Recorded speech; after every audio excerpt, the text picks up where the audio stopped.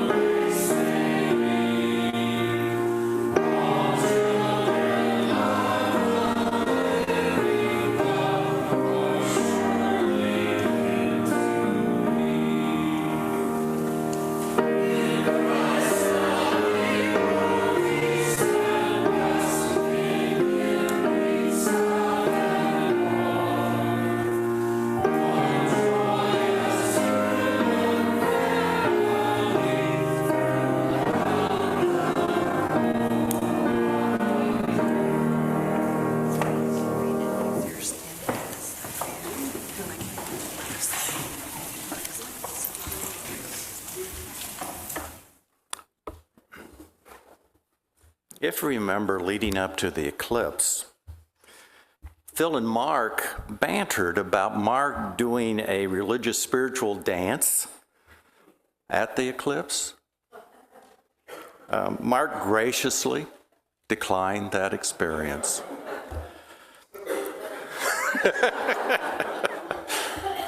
But I thought of an alternative experience, suggesting that Mark and Phil lead the meeting in communal dancing after the Shaker tradition, experiencing God together dancing. Sadly, they both declined, not finding that particular experience as experiencing God. I also have to admit, based on my reading of this book about Shaker dancing, it's incredibly complex. Most likely what would have happened, it'd be like a massive game of Twister being played to music. Would not have worked. So communal dancing was not the right experience for our community to experience God. But our Quaker tradition provides us a way to experiencing God as a community. Silence. Barbara Martzka, I think that's how you say it, in her song In the Silence, that's on page 144 in Worship and Song, leads us to this experience as she speaks of God. And if we alter the singular to the plural in the lyrics are, in the silence, our spirit dances for you with joy. See us move with grace and freedom, like a child while we dance round and round in the palm of your hand. In your hand. In your hand. With our arms stretched out with joy. In silence, our heart comes home to its most treasured place. There we rest in you, dear home of every heart, home with you, circled round by the fullness of your love, warm, and safe, circled round by your wings of strength and love. The Quaker tradition provides us with a gift of experiencing God together in silence, dancing individually and dancing together spiritually. May we take a moment to dance together in the hand of God. Okay, may we move on to announcements? First, for the folks from Zoom, go ahead. Yes, this is Teresa. I'm with the, I just wanted to remind everyone, this is our Family Promise Support Week for the 25 adult children and babies that are all living in Almost Home. We will be providing food for dinners for that night, every night that week, this week. And I just want to thank everyone who's contributing. And if anybody has any change in their situation and can't provide their food, or if something comes up, just give me a call.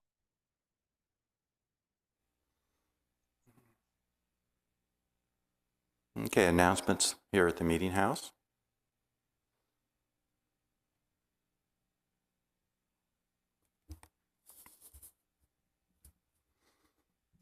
This is Ann Tarvin. Wow. Hi. Hi. Next week is Fifth Sunday, so we'll have unprogrammed meeting. And since we had such a wonderful pitch-in at the post-Christmas unprogrammed meeting, we're going to try it again in the summer. And if I get really motivated, we might have my fancy summer dessert. I'm not sure. No promises.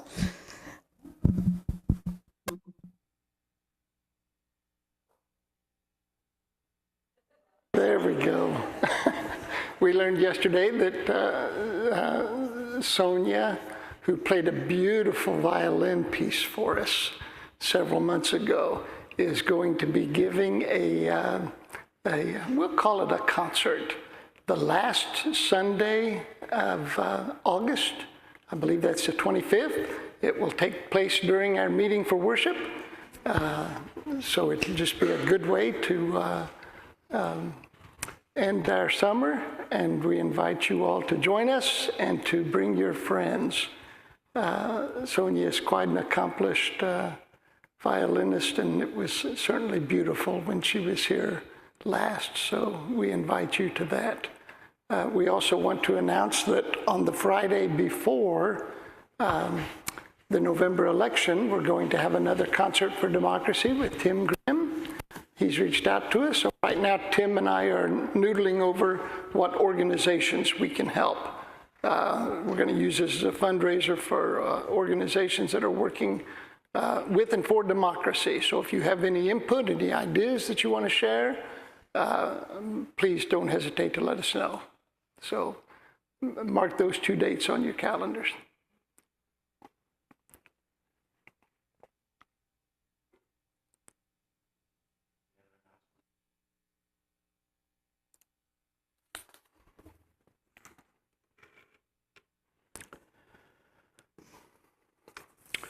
Well, daggone you, Stacy. Just when I have my theology all worked out, you throw a curveball like that at me. Now, where am I supposed to put all that in my neatly organized theology? Oh, my. Well, let us pray. Dear God of surprises, who has so constructed our world that every day sees the possibility of delightful, redeeming news. Gladden our hearts, O God, at the joy of others. Unfreeze our minds and spirits from seeing only that which we are inclined to see, and empower us, O God, to appreciate the many ways in which you are at work in our world, bringing wholeness and healing to all your children everywhere. Save us, O God, from the rigidity of minds made up, and place within us an elasticity of spirit so that we might celebrate as others celebrate, that we might mourn as others mourn, that we might grow and learn and love as others grow and learn and love. This is our prayer on this first day morning. Amen. Well, you have gotten here just in time to collect food, Michael. We were waiting for you. We were very patiently quiet, just waiting, knowing you would be here, and here you are. He's going to need help, though, so if we could have some helpers, that would be nice.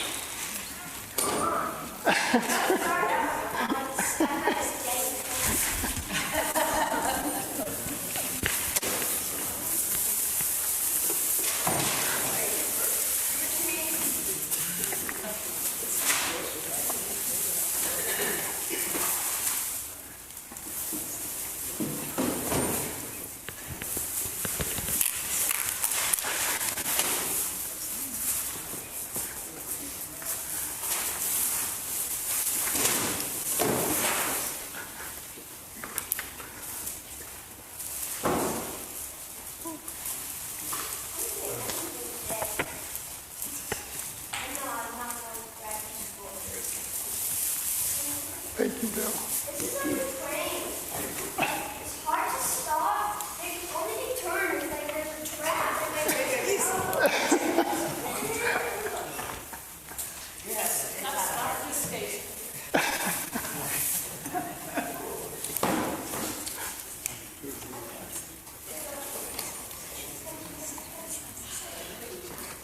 You know, we have a little money left over in our budget. Maybe we ought to buy you a new wagon. What do you think?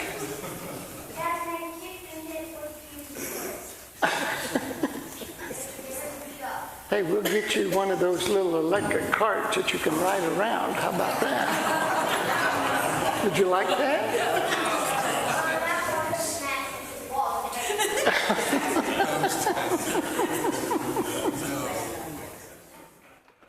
Thank you, Michael.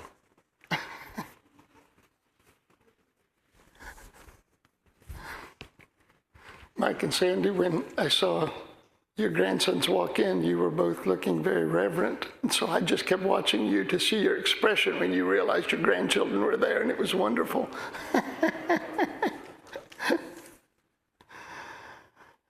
Oh, my. Well. I was thinking this week of an incident that happened maybe 35 years ago when I was at Irvington meeting pastoring. And they got it in their mind, all the Quaker bigwigs, that it would be a wise idea to get all of the Quaker pastors in America, all 12 of us, together. And somehow, in the midst of all this planning, it was decided that they would put the evangelical friends in charge of it. Which meant all the speakers were evangelicals who did their best to get us all whipped up, and so our meetings would grow and Quakerism would be saved. So Joanne and I flew down because it was in Orlando and it was wintertime, and that's when I began to realize the value of a flexible theology. Orlando in the winter. Yes, I can do that. Now, Joanne, being smarter than me, spent the time at the pool reading books. And I attended the meetings, and it was always the same format for every meeting. We'd listen to a speaker, as one does at these things, and then we would break into small groups to discuss what had been said. One of the speakers spoke about the importance of confession as a spiritual practice. So when our small group gathered, one of the pastors, a not very bright man, with his wife seated beside him. You see this coming. Confessed to being attracted to a woman in his congregation. So a friend of mine was seated next to me, a fellow pastor, a bit of a scallywag, who I really enjoy. So he was sitting beside me, he was taking notes and scribbling something furiously on his notepad, then slid it over to me very discreetly. He had written these words, "I don't believe I'd have told that." And I was thinking the exact same thing. Too much information. So that same friend, the one with the notebook, reads my messages each week, and I read his. And this past week, reacting to my confession of being a functional atheist for my adult life, for much of my adult life, which I mentioned last week, he sent me an email saying, "I don't believe I'd have told that." And he wasn't the only one. In fact, several people said the same thing to me. One woman wanted to know what I meant by the phrase functional atheist. And I told her it meant I had more doubts about God than certainties, more questions than answers. She said, "How can you be a pastor if you have doubts and questions?" She wasn't being mean, she was just curious about how that would work. And I said, "Well, I'm kind of curious about how it works too." It was a great question. In most denominations and religions, clergy are expected to deal in certainties. I think we kind of assume that they've made up their minds about things, are expected not just to believe in God, but to believe the right things about God and affirm the orthodox teachings of the church. We're supposed to hold up our end of the things. That's kind of the implied agreement that we have. Quakers, though, approach faith very differently, which is what I want to talk about this morning. As we consider those things that early Quakers got just right. We spent 6 Sundays talking about the things that maybe we should have given a little more thought to. So now we're reflecting on the things the early friends got just right, one of which was this. Early friends never expected someone to believe something they hadn't personally experienced. That is really important. Early friends never expected, never required, never demanded that anyone believe anything they hadn't personally experienced. At the heart of Quakerism is the belief in the primacy of what George Fox called knowing experimentally, or experientially, by which he meant our ability to have a first-hand experience of the divine, and that our first-hand experience of God comes in its own time, at its own pace, and could never be forced into human constructs or schedules. The Spirit blows where it will. Hence your story this morning. The Spirit blows where it will. I can have all kinds of theories about healing and be fairly certain in my mind that I'm right. But the Spirit blows where it will. We did not require one another to believe in someone else's experience of God or affirm someone else's revelation. We only invited one another to seek that experience for themselves, and when that experience happened, to trust it. To trust it. To trust their experience with God. Now, because of this, Quakers did not insist their leaders have that experience in order to serve. That was not a requirement for service. For they knew that experiencing God was a lifelong journey, a lifelong quest. What they did expect from their leaders was a commitment to the ongoing, unfolding search for truth. So I was never asked to believe in God. I was only asked to seek God, to seek truth, which has been the basis of my pastoral ministry, this lifelong quest for seeking and discerning what friends called capital T truth. And I first experienced this when I was thinking of becoming a pastor. I think I was 21, 22. And I'd been asked by several people at Plainfield meeting to reflect on whether or not I might be useful in ministry. This shocked me because I had never thought myself useful at anything. So I was surprised at this suggestion. But I said, I'll think about that. And around that same time, I met and became friends with a Quaker pastor named Jim Furby. Karen, I think maybe he was your pastor at one time, right? Down at White Lick meeting. And Jim was much older than I was. He was in his early 80s then, winding down his ministry just as mine was cranking up. And he had been invited to bring the message one morning at Plainfield meeting. And he gave this wonderful message. It just struck me then, and still in my memory, just still resonates with me. It was just very thoughtful and loving and wise, and what he said moved me deeply. It was a clear case of the Buddhist teaching that when the student is ready, the teacher will appear.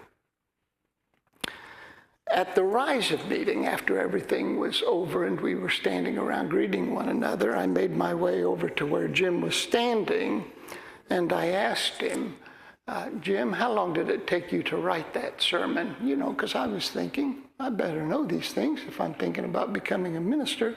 I said, how long did it take you to write that? And he looked at me and he smiled and he said, all my life. All my life. And I have revisited that moment many times since. At first, I thought it meant his message had been the summation of everything he'd learned in his 80-odd years. And it was certainly that. But now I think it was more than that. Not just a summation of experience and knowledge, but an affirmation of lifelong seeking. And the nature of wisdom itself. The nature of wisdom itself, that we can never arrive, that we can never set down our bags on truth's doorstep and say, finally, I'm here.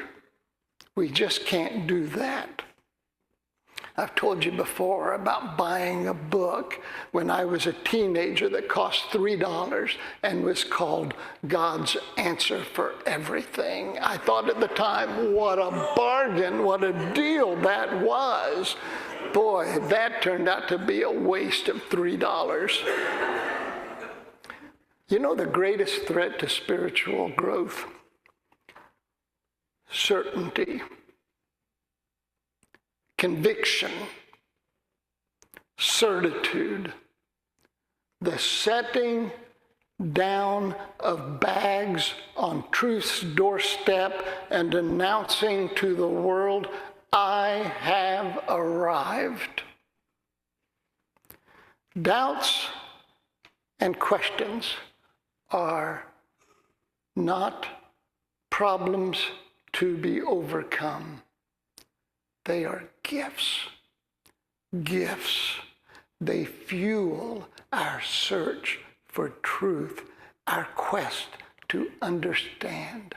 Early friends worried far more about the true believer than the skeptic, and so created a manner of worship that focused less on settled answers and more on honest seeking, on listening, on keeping the mind and the heart and the spirit open. Their gift to us was significant, our debt to them considerable. All our lives, we engage in this search. All our lives, we seek to understand.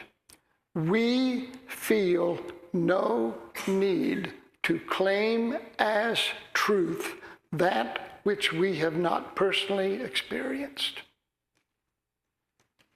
We want only to be honest and open, seeking the truth wherever it leads, whomever might be teaching it, wherever it might in our lives emerge.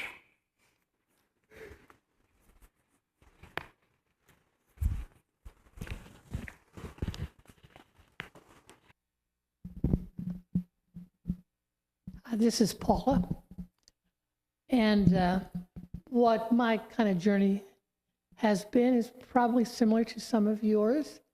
I was raised in a conservative Lutheran church, Missouri Synod, and I even went to a Missouri Synod Teachers College and got the full Missouri Synod treatment.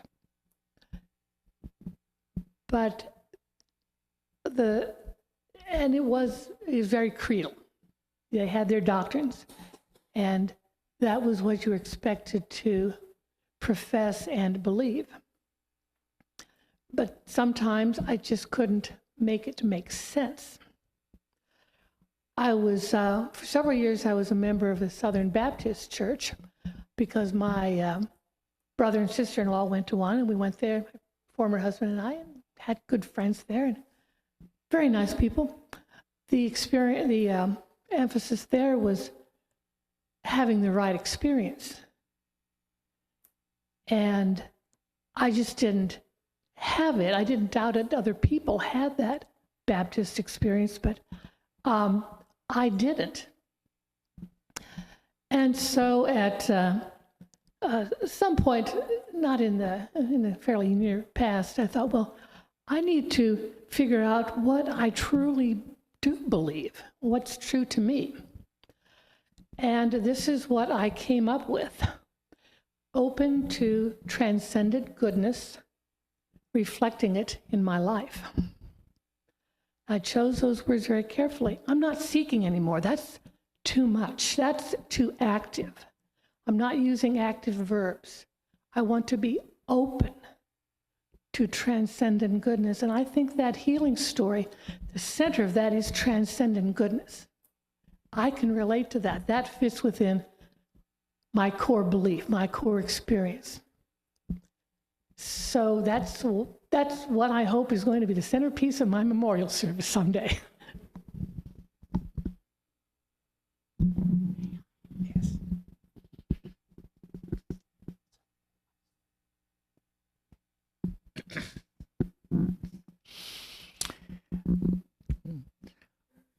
I'm a seminary graduate.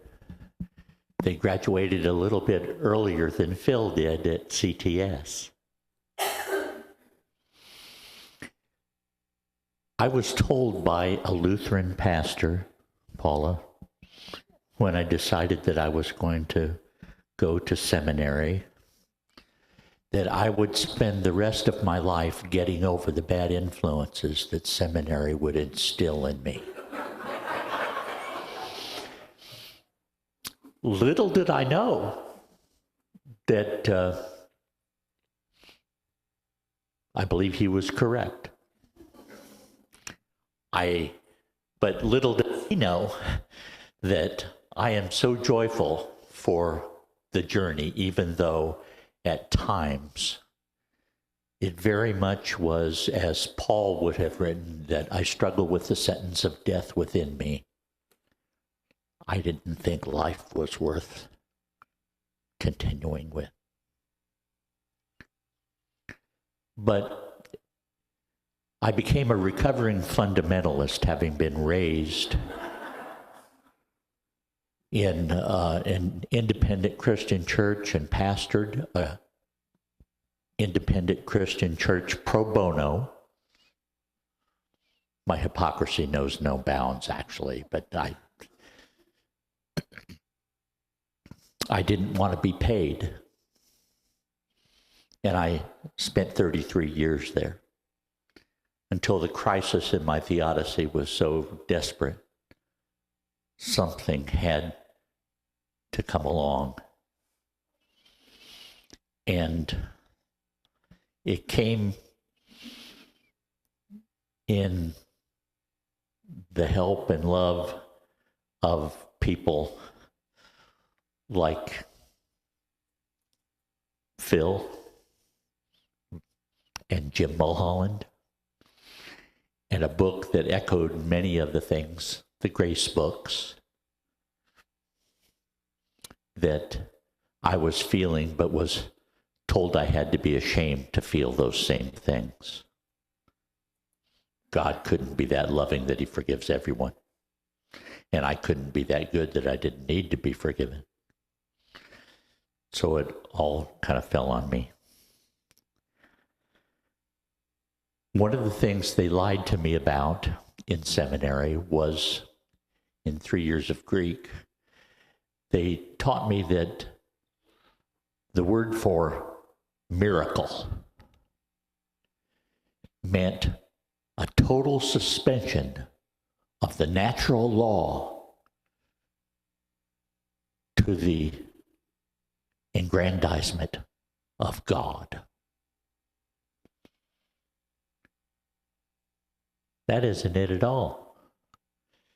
My research after years later became a miracle is a wondrous event, not trying to identify it with a specific source that you can aggrandize and make people feel guilty if they don't absorb that and believe it, but because it's a wondrous event and the healing story is wondrous. I don't have to have had experienced it, but I am experiencing it, that it's a wonderful thing. What is the biblical story? I once was blind and now I see. The hymn, the verses. And I go back to this verse that popped in my mind in our quiet time. In Galatians, I believe it is. I pray that you, being rooted and grounded in love, may be able to, together with all the saints, know what is the height and depth and width and breadth of the love of Christ, and to know that which is beyond knowledge, that you may be filled to the measure with the fullness of God. 2 Greek words there. 2 different ones. One identifying in experiential love, and the other an intellectual, cognitive love, isolated there.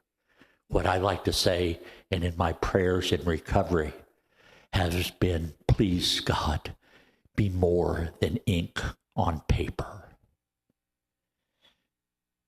The Quakers, through the love of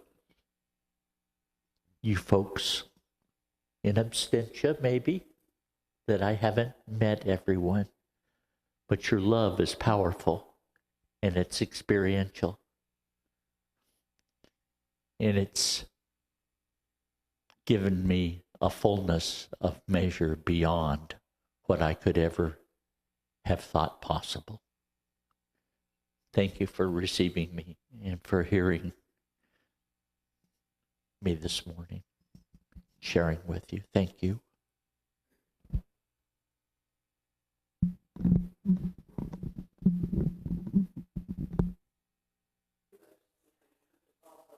particular thing, Phil gave me an opening, and that was the word experience. And this particular conundrum is one I've worked on for quite a while. And I can't answer it. I can just tell you where I wound up on it so far. I've done a lot of work with animals. And in that work, I have discovered, or I haven't discovered, I have learned about, been taught about energy work. Anybody that's had acupuncture has also had energy work. Anybody that's had a massage probably has had energy work of some sort. As my extremely limited understanding of modern physics goes, it's all based on little bits of energy of some sort, which they're still trying to understand. That's the everything behind everything. One of my instructors named it as source, and that's the word I like. I can talk about it as God and Jesus, because that's the tradition I grew up in, and I can go a lot deeper and explain some thorough things. But everybody else has a word for it too. As I said, the acupuncture system is all based on an energy flow. I don't know what they call it. Well, I do too. It's called chi. The Ayurvedic healing system in India is based on a different set of energy flow, the chakras. The Pacific Islanders have mana, which is a controlling energy, and on and on and on and on. I don't know them all. I'm certainly not going to name them if I did. We don't know how it works. The scientists don't understand how it works, and we don't understand how it works, but it works. And I probably wouldn't have come to this point with it, except for the fact that I was working with dogs, not people. You can't talk dogs into, quote, believing something. It either works or it doesn't work. And it does work on dogs.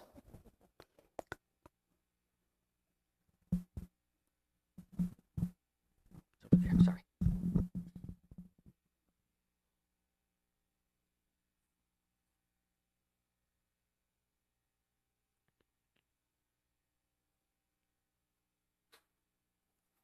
Friends, let us stand and sing together our closing song in the green hymnal, number 260.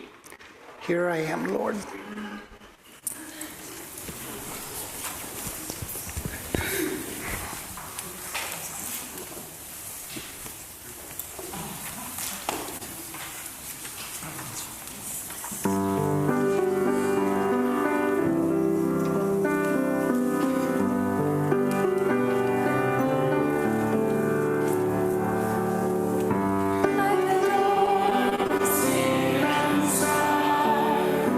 I have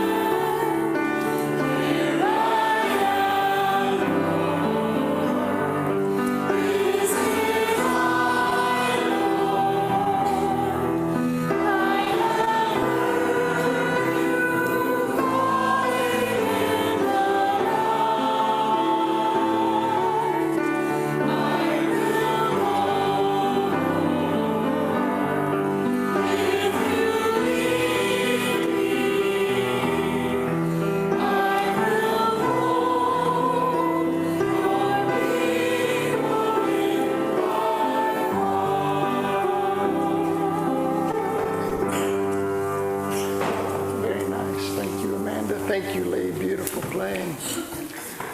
Well, every week, every day, every moment is an occasion to learn.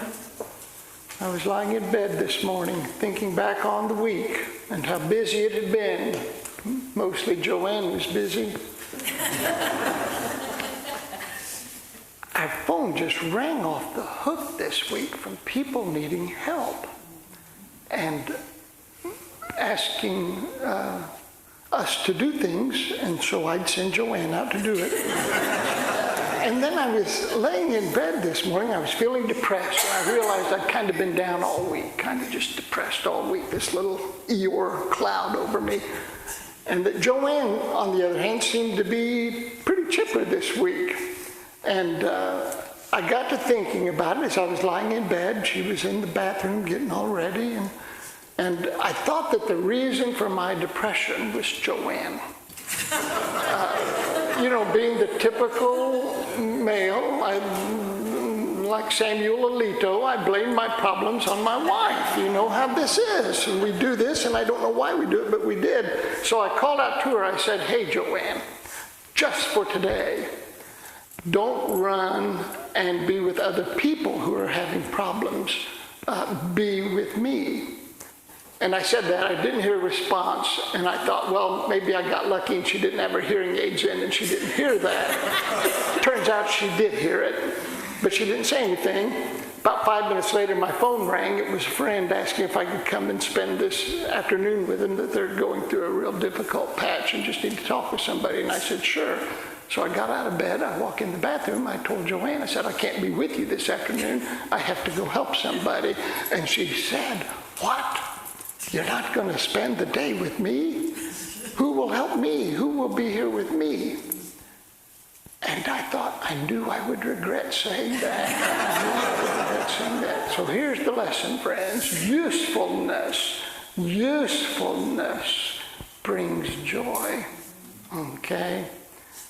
Don't be like me. Don't lay in bed blaming your depression on other people who are joyful because they're helpful. Be useful. Find a purpose. Keep your ears attuned. This is what I've learned from being married to Joanne for 40 years. Keep your ears attuned to being useful and helpful. Be useful. Amen. Turn and greet friends.